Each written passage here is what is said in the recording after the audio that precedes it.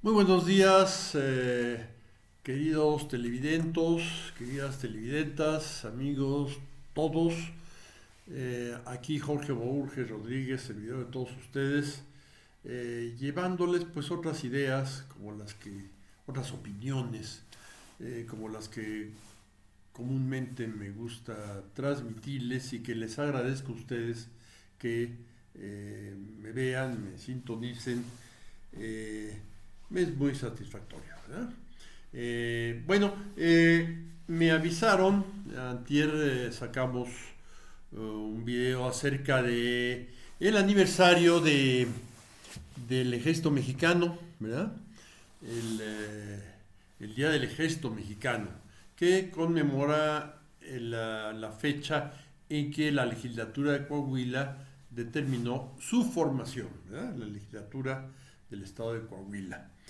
Bien, miren, me halaga que me avisen los amigos de que mis opiniones coincidieron con las que unos par de horas más tarde, o 3 horas más tarde quizás, expresaron tanto el general subsecretario de la Defensa, no recuerdo el nombre, es un nombre en francés, pero es secretario de México, ¿verdad? Eh, y el propio presidente de la República, Andrés Manuel López Obrador, y coincidir pues con personajes de esta talla, pues me da cierto orgullo. De todas maneras, mis opiniones son mis opiniones y qué bueno que coinciden con otras. Y esto a mí personalmente me mueve a mucho optimismo porque quiero imaginarme que en nuestro país abundemos las gentes que pensamos en la misma dirección, no igual, sería humillante para todos decir que igualito, ¿verdad? Igualito, no, pero en la misma dirección, y una de ellas es valorar el buen ejército que tenemos, ¿verdad? El ejército que no tiene las armas más fregonas, ni los cohetes intercontinentales, ni todas estas tarugadas del gordito de Corea, ¿verdad? O los submarinos, todo ese tipo de cosas. Tiene el ejército mexicano tiene la sintonía con la sociedad mexicana y con la historia de esta sociedad tal como está ahora. Creo que perciben muy bien la evolución que ha sufrido desde los años revolucionarios que dieron origen al ejército mexicano y la sociedad actual. Ha habido muy grandes cambios, ¿verdad? Y ellos creo que lo perciben muy bien. Bien, entonces este gusto y este optimismo, con ello abro. Y subrayo esas capacidades de disciplina, de, de poner mi acción en manos de un superior y obedecerle, a pesar de que soy un hombre libre y tengo mis propias opiniones. A pesar de ello, me disciplino. Y esto es algo que les recuerdo que el general de Gaulle, en su libro El filo de la espada, lo analiza muy bien, ¿verdad? El, el, este, Esto le ha permitido al ejército ser eh, un elemento firme del escenario institucional de nuestro país, ¿sí? O sea, y a la hora de tener elementos firmes, ese escenario institucional, entonces la viabilidad del país es posible. Es posible que nuestro país siga. No es fácil, pero es posible, ¿verdad? Y en ello nos vamos a abocar muchos mexicanos. Por el tiempo que yo me quede, voy a estar en eso, ¿verdad? Bueno, ese trasfondo institucional, qué bueno que lo tenemos y se ha manifestado, por ejemplo, cuando les determinaron que tenían que cerrar la base aérea de Santa Lucía, acataron la decisión de Peña Nieto y su pandilla, porque era el poder legítimamente constituido, pero ahora están obedeciendo al actual poder, mucho más legítimo que aquel y mucho más patriota, y están haciendo con gran celeridad el nuevo aeropuerto, que ya hablaremos de él, pero es mucho, igual que tenemos un ejército sin cohetes intercontinentales y es el adecuado para nosotros, el aeropuerto Santa Lucía es el aeropuerto adecuado para nuestro país y para nuestro Valle de México. Ya lo veremos en su momento. Subrayamos que el hecho que hayan aceptado la cancelación de la base aérea de Santa Lucía, porque no se iba a poder utilizar con el aeropuerto que pensaba Peña Nieto, esa disciplina pues es ejemplar. Es ejemplar y hablábamos de la autocontención que inclusive en las labores de represión, uso la palabra de nuevo, represión, es parte de lo que se tiene que tener en cuenta cuando se hace política. Ahora, recuerden que según Clausewitz, un teórico prusiano de la época de Napoleón, decía que la guerra es la continuación de la política por otros medios, y si la leemos al revés, la política es el antecedente de la guerra, pero por otros medios. Y la guerra se da cuando no funciona la política, y esto ha pasado mucho en México y ahorita lo vamos a tocar. Simplemente quiero también decir que me señalaron, o no sé si me lo señalaron o me fijé, que de los grandes líderes, que los señalaba yo como los que prendieron la insurrección en los diferentes estados del norte de nuestra república, se me pasaron algunos muy importantes. Cándido Aguilar, en Veracruz, es un veracruzano, que fue el jefe de la zona militar de Tampico y la Huasteca, y ante el amago de ocupación de parte de la flota norteamericana, enfrentó ese amago y los hizo retroceder. No hubo combates, pero don Cándido Aguilar no se dobló, y los que se tuvieron que doblar fueron el almirante Fletcher y los comandantes de la flota norteamericana, que dieron la vuelta y se fueron, ¿verdad? No se rajó, y eso ya es una base, y eso es una lección histórica, y eso que México estaba débil en ese tiempo. Bueno, el general Aguilar, el general Alvarado, el gran reformador social de Yucatán, ese es alguien que tenemos que tener muy en cuenta, entre todo el bagaje ideológico de la Revolución Mexicana. General Salvador Alvarado, sonorense de nacimiento, yucateco por adopción. Díganle un yucateco que no es y te va a decir que sí es. Bien, el general Ángeles, el nuevo aeropuerto de Santa Lucía va a llevar su nombre y lo merece. Un general humanista, combatía, se batía con los otros, mataba a otros como podían matarlo a él, pero era un hombre noble y generoso en la victoria. Fue el que derrotó al ejército federal en Zacatecas, y a partir de ese momento Victoriano Huerta y el ejército federal estaban perdidos. Ya faltó poco para que se rindieran, pero y se rindieran incondicionalmente en Teoloyucan, ¿verdad? Pero el general Ángeles defendió a Madero y a Pino Suárez para que no los asesinara Victoriano Huerta. No pudo, él fue apresado también, y después de lo mandaron de exilio a Europa, exilio de una comisión militar. Como militar tenía que obedecer, pero de allá se retachó para apoyar la revolución en Chihuahua. Fue un gran personaje, hay que estudiarlo mucho. Y otro gran general fue el general Diegues, que su historia fue bastante buen general, pero su historia también es social, como Alvarado. Fue minero de Cananea cuando la huelga de Cananea era un hombre de gran conciencia social, igual que Lucio Blanco, igual que casi todos ellos, ¿verdad? Todos ellos. ¿Verdad? Entonces, bueno, son esas aclaraciones respecto a lo que dije la vez pasada. Al aclarar que yo dije que se había descompuesto la política, o sea, recuerden que dije que si hay una buena política, como la que tuvo Estados Unidos antes de la Segunda Guerra Mundial, los acontecimientos militares, cuando ya tengas que entrar al combate, te pueden favorecer, como le pasó a Estados Unidos durante la Segunda Guerra Mundial. ¿Verdad? Entonces, una buena política la hemos perdido desde hace mucho.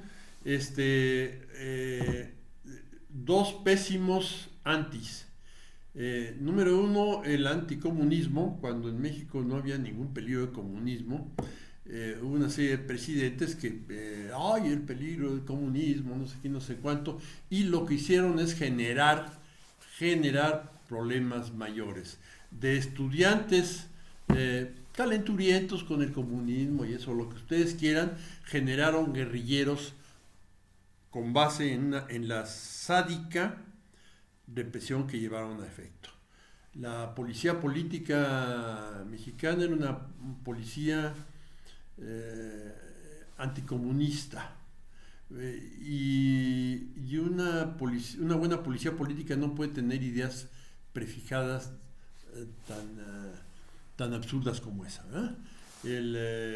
Como alguna vez dijimos, el gran problema en los años 20, que el servicio secreto los espiaba, los infiltraba tanto a los comunistas como que acabar de triunfar la Revolución Soviética. Y bueno, había que tomarlos en cuenta, pero eran pocos y muy brillantes, pero pocos. Herón Proal y todos ellos, ¿verdad? Y el otro movimiento que infiltraron mucho fue el de los cristeros, ¿verdad? Porque ese sí, ahí había ejército, había mucha gente a caballo en el centro de la República y sobre todo en los altos de Jalisco. Cuidado con eso, ¿verdad? Bueno, pero dentro de todas las cuestiones que había que, bueno, y el otro muy erróneo, una política errónea fue el combate antinarcóticos, ¿verdad? Tendríamos que haber en su momento, ya esa oportunidad se pasó, ya las cosas son diferentes, tendríamos que haber puesto cierta firmeza frente a Estados Unidos de que en México iban a ser libre el comercio de marihuana, opio, lo que fuera, para no crear un negocio para las bandas, como pasó ya había pasado en Estados Unidos con la prohibición del alcohol. Pero aquí lo que hicimos es alimentar al monstruo, ¿verdad? Ese monstruo son los políticos demagogos que si les das un tema, pues abusan de eso, ¿verdad? Entonces empezamos a ceder y generamos pues una política cada vez más peor en contra de nuestros intereses, ¿no? La adicción a los narcóticos no era un problema de México, era un problema de ellos. Aquí era un problema de poca gente. Entonces tendríamos que haber actuado en consecuencia y no lo hicimos. Falló la política en nuestros políticos y generaron una situación en que militarmente no se podía resolver, y como dijo alguna vez el general Saldaña, que iba mucho a los programas, inolvidables programas de Monitor, de Gutiérrez Vivón. El general Saldaña decía que no mandaran al ejército sin funciones claramente, sin respaldo legal. Decía que la legislación a ese respecto era bofa, entonces que el ejército estaba en desventaja porque no tenía una orden legal que seguir. Y tenía toda la razón. Todos esos pésimos antis, bueno, fueron los que generaron esta situación en donde el ejército mexicano, y el día de hoy, ya que no es su aniversario, pero lo vuelvo a felicitar por este tipo de conciencia histórica institucional. Lo vuelvo a felicitar. ¿Eh? Bien, entonces tenemos esos pésimos antis y esa política mal hecha. Tenemos que mejorar nuestra política. Ojalá esta nueva eh, esta nueva política que la actual legitimidad del presente gobierno le da sirviera para eso, ¿no? En lugar de estarse metiendo en tantas bronquitas. Esas grandes cosas deberían de ser las que movieran los afanes de la clase política actual. Pero bueno, dejaremos eso. Yo de todas maneras la respaldo porque es lo mejor. Pero no dejo de criticarlo, mi respaldo es crítico, por supuesto. Bien, tenemos eso y tenemos el día de hoy la noticia de que el doctor López-Gatell pues anda allí en muchas cosas, pues agarró COVID. Entonces está positivo a COVID, le deseamos pronta recuperación. Sabemos que él no es él es una parte importante del equipo que deliberó el equipo de médicos, de especialistas, que México los tiene muy buenos. Él es un gran epidemiólogo de doctorado en la Universidad Johns Hopkins, que tiene una gran fuerza en ese tema. Y bueno, ojalá se recupere pronto. Bueno, lo que sí iba a decir es, él es parte importante de ese grupo de médicos que tomaron la estrategia actual de tratamiento de la pandemia, que yo estoy dispuesto a defender que fue la mejor decisión y lo defenderé en su momento después de algunos videos. Estoy esperando ocasiones más adecuadas políticamente hablando. Pues, ¿qué quieren? Estuve en la política y ya tengo 78 años, pues es uno mañoso, ¿verdad? Alguna vez me dijeron que si a los 43 era socarrón, pues a los 70 pues sería peor, ¿verdad? Pues sí, ¿eh? Se vuelve viejo, ¿verdad? Es estrategia que estoy dispuesto a apoyar. Y bueno, cerraré recomendando a todos escuchar las conferencias diarias, ¿verdad? Las conferencias diarias es una serie de gente muy bien intencionada, los médicos que nos hablan con un lenguaje no categórico, no quieren que nos traguemos ruedas de molino. Sus afirmaciones son muy circunstanciadas, ¿no? Cuando hay que dudar de sí y nos dicen hay que dudar. Cuando nos dicen no hay evidencia de tal cosa, es que no hay evidencia científicamente probada de tal cosa, ¿verdad? Y cuando nos dicen no hay que ser optimistas, hay que ser cautelosamente optimistas. Pues después de la primera ola se dijo en todo México que había pasado la segunda ola, pero que parecía empezar a subir otra. Ellos nos lo dijeron, yo se lo escuché al doctor Alomía, ¿verdad? Bueno, la segunda ola, si la primera fue una ola, la segunda fue un tsunami. Todavía no regresamos en cuanto a números de contagios a la cumbre de la primera ola. Esto es muy serio, no estamos fuera. Están mejorando las cosas, pero con la segunda ola yo me enteré de muchas más muertes de gente conocida que con la primera, ¿verdad? O sea, fue mucho más letal la segunda ola, como podía ser, que el número de contagiados semanales era mucho mayor que el que había habido en la primera ola. Es muy serio lo que está pasando y hay que ponerse abusado. Y entonces, bueno, recomendar las conferencias diarias, gente muy bien intencionada que nos habla científicamente. Miren, yo al principio no entendía bien, pero acabé entendiendo el lenguaje de los doctores. En eso me ayudaron pues los periodistas, que son gente muy capaz también, ¿eh? Entonces, pues acabé entendiéndole, ¿verdad? Y como decía don Leopoldo, un español muy majo, ¿verdad? Don Leopoldo decía, y yo lo hago mío, la frase, si yo lo entiendo, lo puede entender cualquiera. ¿Sí? Si yo entiendo lo que están explicando, entonces cualquiera lo puede entender. Hay que aguantar las primeras conferencias y irse adaptando. Pero si yo lo entiendo, cualquiera lo puede entender. Por favor, vean mejor eso en lugar de ver, pues, estas gentes que les dicen cosas muy categóricas, pero muy equivocadas, ¿verdad?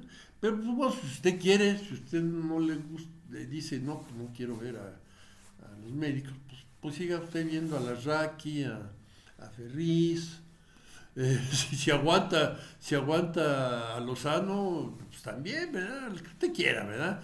A Alfa Polo o Alfa Beta, un gordito que también sale por ahí, o a la doctora, también medio gordita ella, óiganlos a ellos, pues, y les van a decir cosas más picantes, así, pero, y más categóricas. Pero yo le recomiendo, francamente, eh, la conferencia diaria. Me despido con esto y les mando un abrazo a todos. Ya me mandé en el tiempo. Hasta luego.